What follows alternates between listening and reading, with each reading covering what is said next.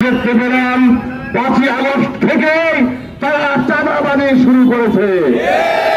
তাদের দাবি অনুযায়ী তারা নাকি 4,000 উপরে চাঁদাবাজদের বহিষ্কার করেছে।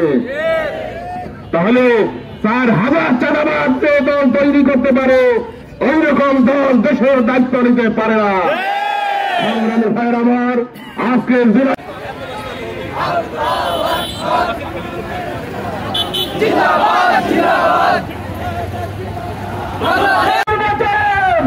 যদি নিশ্চিত না হয় যে ভোট দিতে পারবো, মানুষের থেকে জিজ্ঞাসা করে ভাই ভোট দিতে পারবো কিনা বলে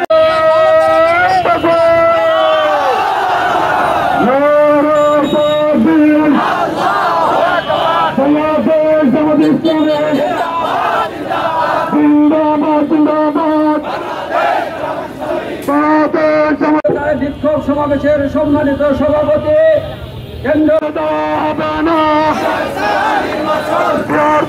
নির্বাচন অবিলম্বে চলার সনদ দিতে হবে অবিলম্বে চলার সনদ দিতে হবে। সরকার গঠন করেছে, সরকারের যে সবাই স্বৈরাচার আচরণ করছে সত্যিরা,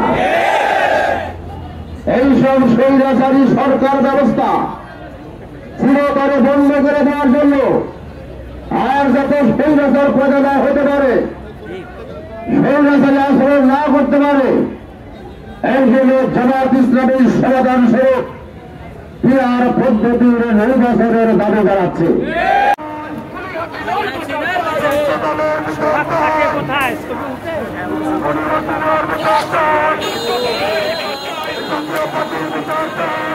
দৃশ্যমান দেখি নাই, সুতরাং নির্বাচন নিয়ে তো লাফালাফি কেন? যেন কেন নির্বাচন নিয়ে ক্ষমতায় গিয়ে আবার বাংলাদেশটা পিছনের দিকে নিয়ে যেতে চাই, সে সুতরাং এই জনতা